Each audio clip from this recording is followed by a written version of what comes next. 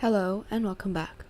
In this video, we're going to be practicing multiplying decimals, either with whole numbers or with other decimals. Let's take a look at this first problem. We have 0.1 times 10. A trick for multiplying decimals by multiples of 10 is that you can treat it just like moving the decimal point around. For example, if we were to do 0.1 times 10 in a calculator or like out on paper, we would get the answer to be 1.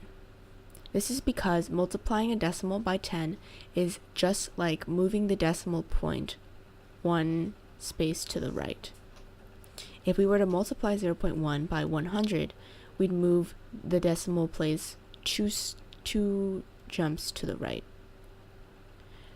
So if we move it once, the decimal point comes after the 1, which is the same thing as the number 1.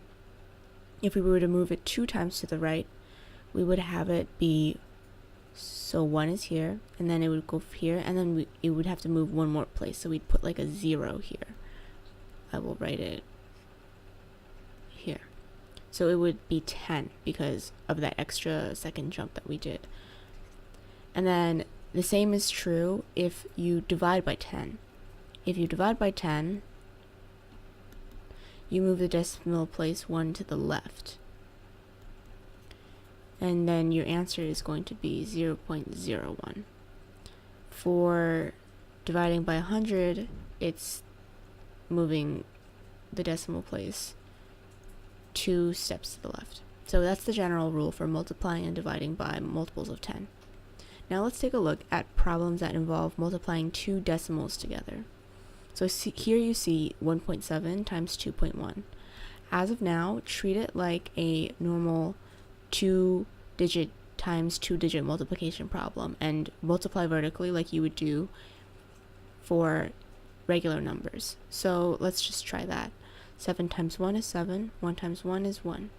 7 times 2 is 14, carry the 1. 1 times 2 is 2, plus 1 is 3. Now we add and we get 7, 5, 3. Now the trick here is to count how many digits we have in the original problem that come after the decimal point.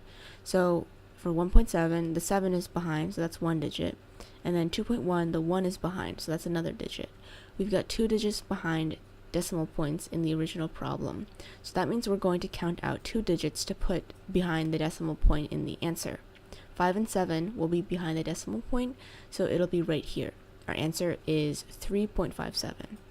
That's how to multiply decimals by whole numbers and by other decimals. Thank you for listening, and see you next time.